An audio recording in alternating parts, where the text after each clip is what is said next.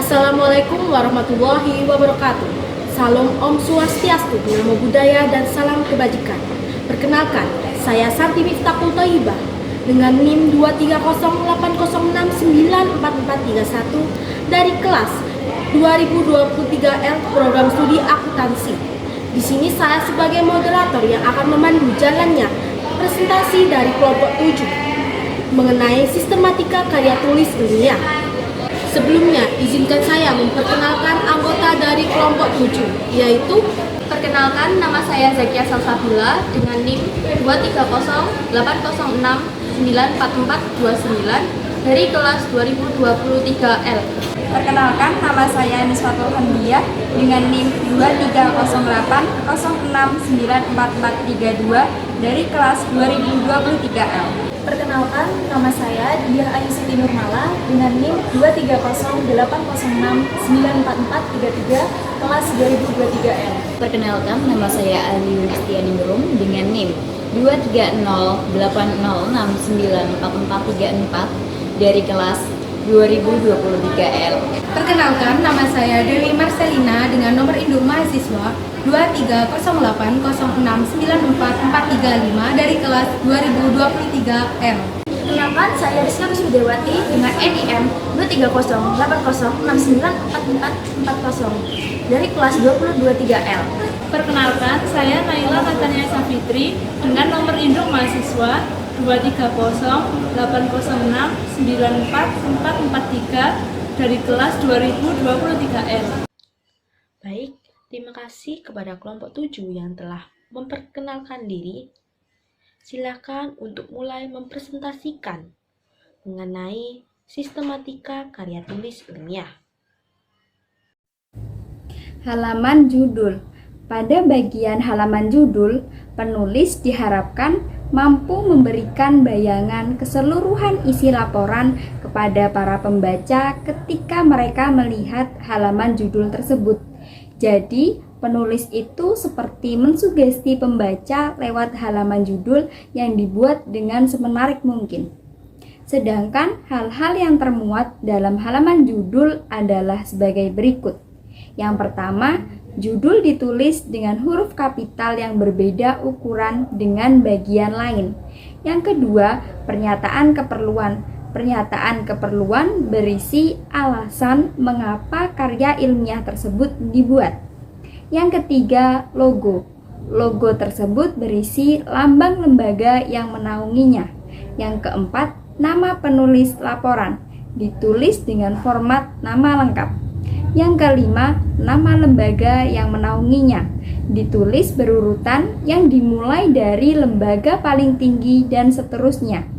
Dan diakhiri dengan tahun penyusunannya. Halaman persetujuan. Halaman persetujuan berisi pemberian persetujuan dari pembimbing yang berupa tanda tangan dari pihak pembimbing. Halaman ini terdiri atas nama penulis, judul tulisan, tanggal persetujuan, dan tanda tangan pembimbing. Halaman pengesahan. Halaman pengesahan berisi pengesahan dari pihak yang terkait yang berupa sebuah tanda tangan yang diperoleh setelah melalui beberapa ujian. Contohnya, dalam pembuatan proposal, tanda tangan penguji diperoleh setelah melalui ujian dari tim penguji. Moto. Moto adalah kata-kata yang memiliki makna yang dapat menginspirasi para pembacanya. Biasanya, moto ini dipersembahkan untuk orang tua, teman, kekasih, dan lain sebagainya. Dan diakhiri dengan ucapan terima kasih untuk pihak-pihak yang tidak bisa disebutkan secara tertulis. Di sini saya akan menjelaskan materi selanjutnya, yaitu prakata. Prakata dimaksudkan untuk menyambungkan pemikiran pembaca dengan isi tulisan. Yang sederhananya adalah prakata berisi perihal berbagai fenomena atau pernyataan yang mengarah pada temuan dalam tulisan. Di dalam prakata sendiri terdapat hal-hal yang perlu diungkapkan, yaitu yang pertama ucapan puji syukur terhadap Tuhan Yang Maha Esa, yang kedua adalah judul penelitian, yang ketiga adalah fenomena isi, yang dimana di bagian ini setidaknya lebih dominan daripada bagian lain. Yang keempat adalah hambatan. Hambatan ini baik dalam proses penyusunan sekaligus upaya untuk mengatasinya. Yang kelima adalah ucapan terima kasih kepada pihak-pihak tertentu yang telah membantu. Yang keenam adalah saran dan kritik. Yang ketujuh adalah harapan dari dibuatnya sebuah karya tulis. Dan yang kedelapan adalah penyebutan tempat, tanggal, bulan, dan tahun penyusunan. Selanjutnya adalah daftar isi. Seperti yang kita ketahui, daftar isi adalah daftar yang terorganisir, yang berisi bab dan bagian utama dalam suatu karya tulis dan memuat nomor halaman secara berurutan.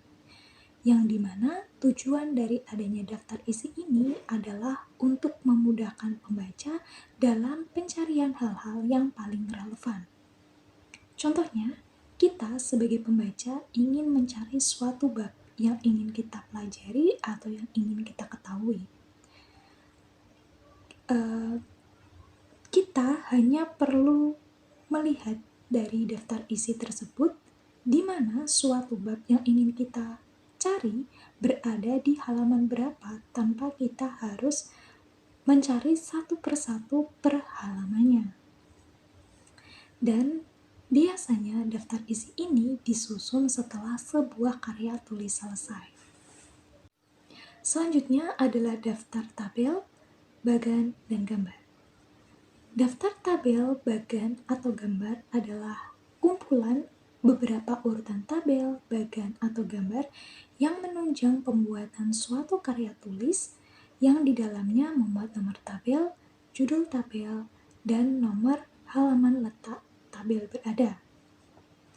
Biasanya, tabel, bagan, atau gambar digunakan untuk menyampaikan sebuah informasi yang banyak dan padat, sehingga dengan adanya tabel, bagan, atau gambar, sajian informasi yang disampaikan akan lebih mudah dibaca dan dipahami. Selanjutnya adalah daftar istilah dan singkatan. Daftar istilah dan singkatan berisi suatu istilah atau singkatan yang sekiranya untuk memudahkan pembaca dalam mengetahui singkatan dan istilah yang dimaksud dalam suatu karya tulis. Tetapi dalam daftar istilah dan singkatan ini tetap memperhatikan keumuman atau kelaziman dalam penulisan istilah asing atau singkatan. Selanjutnya adalah abstrak. Abstrak adalah rangkuman keseluruhan isi tulisan.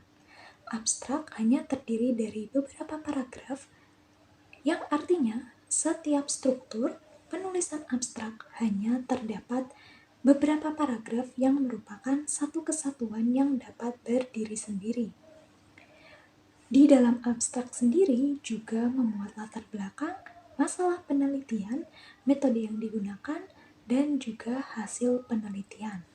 Baiklah, di sini saya akan menjelaskan mengenai pendahuluan serta landasan teori. Pendahuluan itu adalah bab awal dalam suatu karya tulis ilmiah yang di dalamnya memuat latar belakang, rumusan masalah, tujuan penelitian, serta manfaat dari penelitian. Yang pertama, saya akan membahas mengenai latar belakang. Pada bagian latar belakang ini, penulis diharapkan mampu meyakinkan pembaca bahwa penelitian ini itu harus dilakukan. Dengan kata lain, di dalam latar belakang terdapat alasan mengapa sih penelitian itu harus dilakukan. Contohnya dalam pembuatan suatu proposal. Nah, penulis itu diharapkan mampu menjelaskan mengapa acara atau event itu harus dilakukan. Dengan begitu, pembaca bisa mengetahui dan paham apa dari tujuan penelitian itu dilakukan. Selanjutnya, yaitu mengenai rumusan masalah. Rumusan masalah merupakan rangkaian pertanyaan yang dicari jawabannya berdasarkan data dan penelitian. Sebagai penegasan dari latar belakang, Maka, dalam rumusan masalah ini dikemukakan secara spesifik dan jelas. Kenapa? Agar pembaca itu bisa paham dan bisa lebih mengerti dari rumusan masalah dan pertanyaan-pertanyaan itu. Nah, selanjutnya yaitu tujuan penelitian. Rumusan kalimat yang menunjukkan hasil dari suatu yang dicatat dalam sebuah penelitian. Tujuan penelitian itu berisi keinginan atau harapan dari penulis mengenai penelitian atau suatu yang dilakukan untuk mendapatkan jawaban dari permasalahan penelitian yang diajukan. Nah, yang terakhir yaitu manfaat penelitian. Nah, apa sih manfaat penelitian itu? Nah, di dalam manfaat penelitian itu berisi naratif objektif mengenai hal-hal yang diperoleh dari suatu tujuan penelitian. Manfaat penelitian ini harus tepat dikarenakan nantinya itu akan berhubungan dengan bagian saran di akhir bagian penelitian.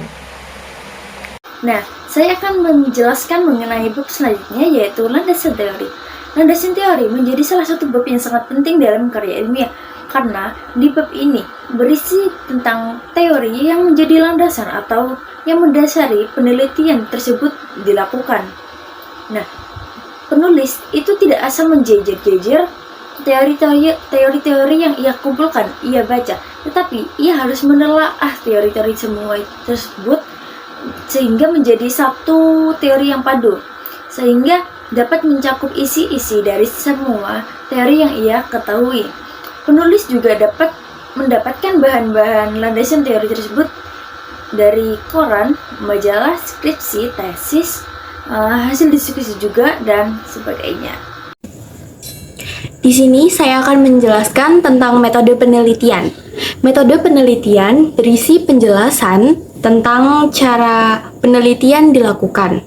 Masun pada 2006 menyatakan bahwa peneliti harus menguraikan dalam metode penelitian bagaimana cara mengumpulkan data, menganalisis data, dan menyajikan hasil analisis data.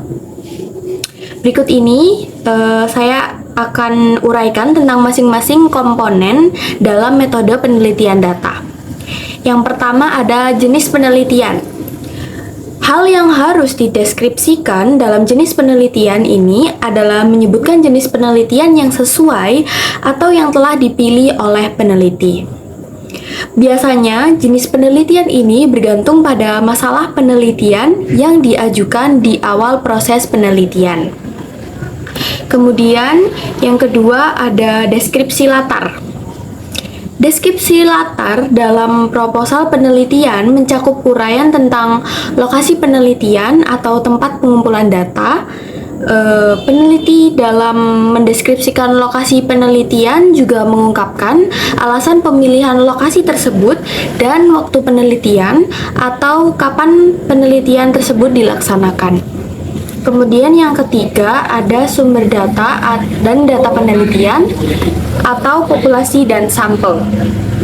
Sumber data menyatakan tentang siapa atau apa yang akan menjadi sumber data penelitian, disertai alasan mengapa sumber data itu dipilih.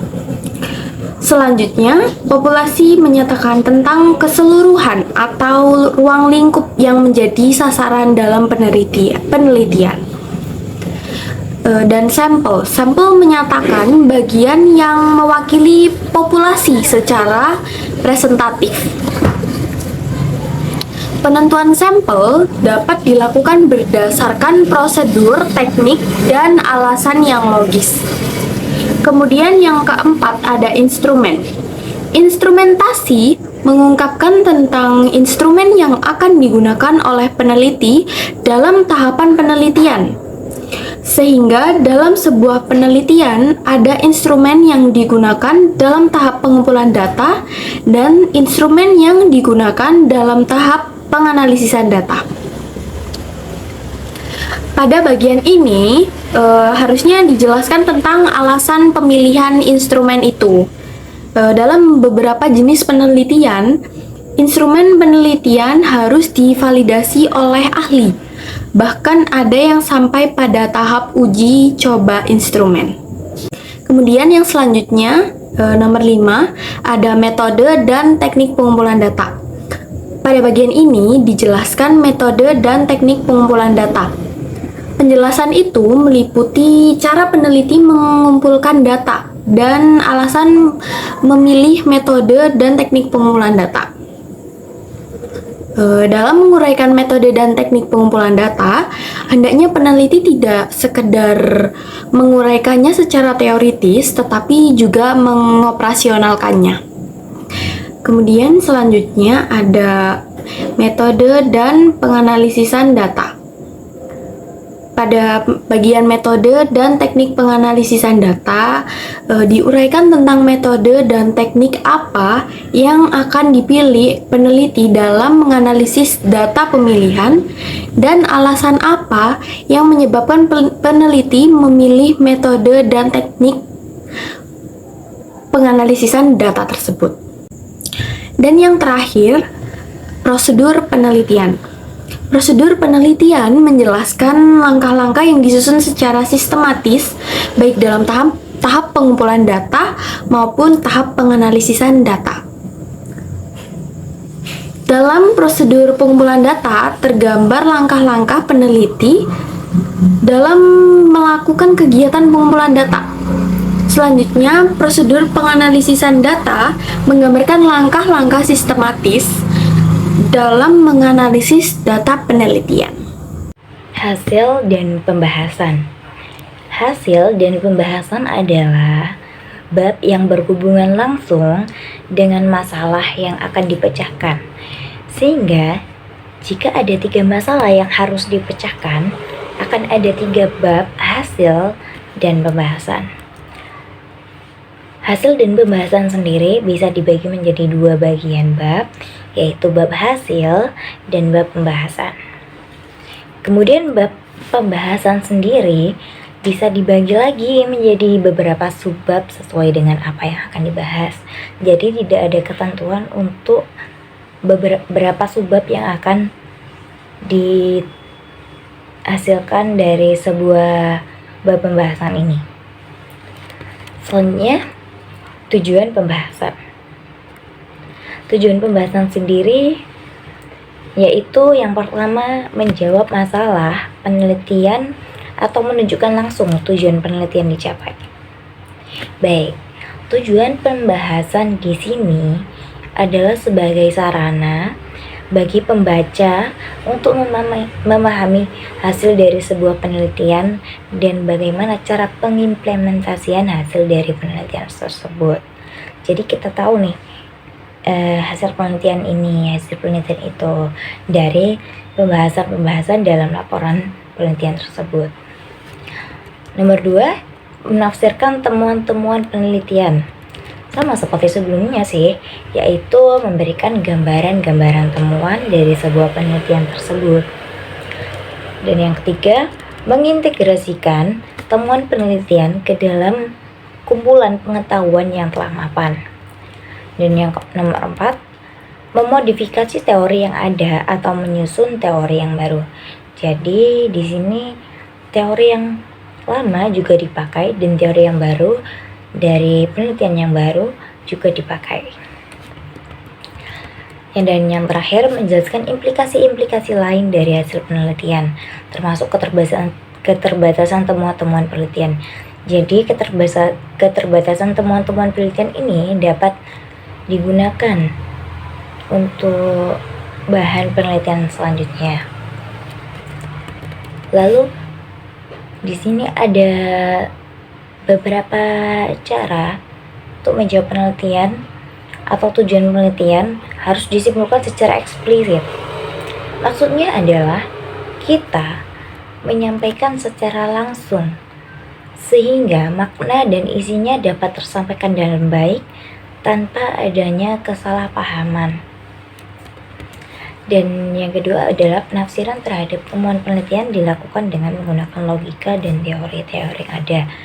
Jadi, penafsiran ini tidak hanya didasari dengan argumentasi, namun menggunakan logika dan teori-teori yang ada. Jadi hasilnya sesuai dengan apa yang terjadi. Simpulan dan implikasi. Simpulan sendiri adalah sebuah pernyataan singkat tentang hasil analisis deskripsi, hasil pengetesan hipotesis pada bab sebelumnya. Lalu apa implikasi sendiri? Nah, implikasi memiliki fungsi untuk membandingkan antara hasil penelitian sebelumnya dengan hasil penelitian yang baru dilakukan. Jadi, pasti ada perbedaan dari penelitian sebelumnya dan penelitian yang sekarang. Baik itu dari caranya, prosesnya, atau yang lain sebagainya. Kemudian, di sini nomor 1, simpulan bukan rangkuman atau ringkasan. Nah, jadi yang dimaksud simpulan di sini itu bukan hanya rangkuman atau ringkasan dari sebuah penelitian itu, dari materi itu. Namun, simpulan di sini adalah hasil penelitian yang merupakan jawaban terhadap permasalahan yang telah ditetapkan pada bab pendahuluan. Dari bab awal sudah ditentukan permasalahan tersebut. Jadi kita adalah suatu jawaban dari permasalahan tersebut. Nomor 2, berisi singkat, padat, dan jelas. Yang pasti isi simpulan itu sudah mencakup segalanya dan menggunakan bahasa yang jelas, tidak terbelit-belit, dan bahasanya mudah dimengerti, lugas, dan tidak akan sampai terjadi kesalahpahaman atau salah penafsiran. Bab kesimpulan dan implikasi isinya singkat, padat, dan jelas. Cara penyajiannya pun dapat dengan uraian dan dapat pula dengan poin-poin atau rincian. Jadi untuk isinya sendiri bisa dilakukan atau bisa ditulis dengan cara uraian atau poin-poin dan rincian. Dan yang ketiga adalah memuat temuan pokok, implikasi, dan tindak lanjut penelitian atau rekomendasi yang diajukan. Dalam sebuah penelitian kualitatif, tentunya temuan-temuan pokok atau simpulan harus menunjukkan makna dari temuan-temuan tersebut. Seperti itu. Untuk yang selanjutnya yaitu daftar rujukan. Daftar rujukan adalah kumpulan buku atau sumber lain yang benar-benar diacu atau dirujuk sebagai sumber penulisan. Daftar rujukan dapat dipakai sebagai salah satu indikator untuk menunjukkan seberapa jauh wawasan dari si penulis. Penulisan daftar rujukan bergantung pada 3 hal, yaitu yang pertama, kemauan, minat, dan kesenangan. Kedua, pembimbing jika berupa tugas akhir, skripsi, tesis, dan disertasi. Yang ketiga yaitu gaya selingkung. Ada beberapa cara penulisan daftar rujukan. Menurut Pedoman Umum Ejaan Bahasa Indonesia, tanda titik digunakan di antara nama penulis, judul tulisan yang tidak berakhir dengan tanda tanya atau tanda seru, dan tempat terbit dalam daftar rujukan. Urutan penulisan unsur-unsur daftar rujukan yaitu terdiri dari nama pengarang, tahun terbit, judul rujukan, kota tempat terbit, dan nama dari penerbit. Selanjutnya yaitu lampiran. Hal yang perlu dilampirkan dalam karya ilmiah resmi adalah berkas-berkas yang sesuai dengan keperluan dan mendukung penguatan tulisan. Kedua, penulisan karya ilmiah subresmi. Karya ilmiah subresmi atau karya ilmiah populer adalah karya ilmiah yang model penulisannya tidak ditentukan secara lengkap. Misalnya, cukup ada bagian yang berfungsi sebagai judul, pendahuluan, isi, dan penutup. Tetapi, dapat juga dengan kata lain yang berfungsi sama. Karya ilmiah yang termasuk dalam kelompok ini adalah makalah dan artikel populer. Yang pertama kita membahas makalah terlebih dahulu.